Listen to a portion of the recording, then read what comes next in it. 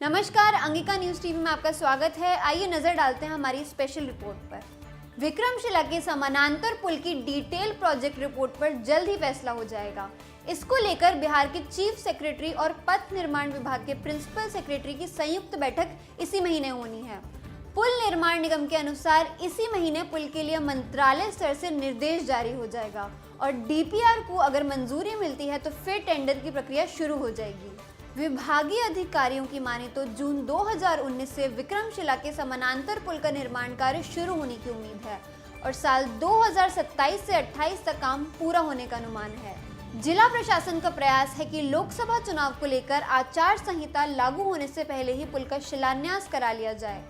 समानांतर पुल के निर्माण के लिए मिट्टी की जांच हो चुकी है।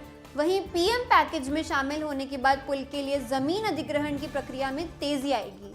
इस पुल के निर्माण से विक्रमशिला पुल पर गाड़ियों का दबाव कम होगा और इससे पुराने पुल की उम्र भी बढ़ जाएगी। आपको बता दें कि बिहार के मुख्यमंत्री नीतीश कुमार ने 4 मार्च 2016 को भागलपुर यात्रा के दौरान विक्रमशिला सेतु के समानांतर पुल बनाने की घोषणा की थी और 2018 में ही पुल निर्माण निगम की कंसल्टेंसी एजेंसी ने डीपीआर बनाकर मंत्रालय को सौंपा था।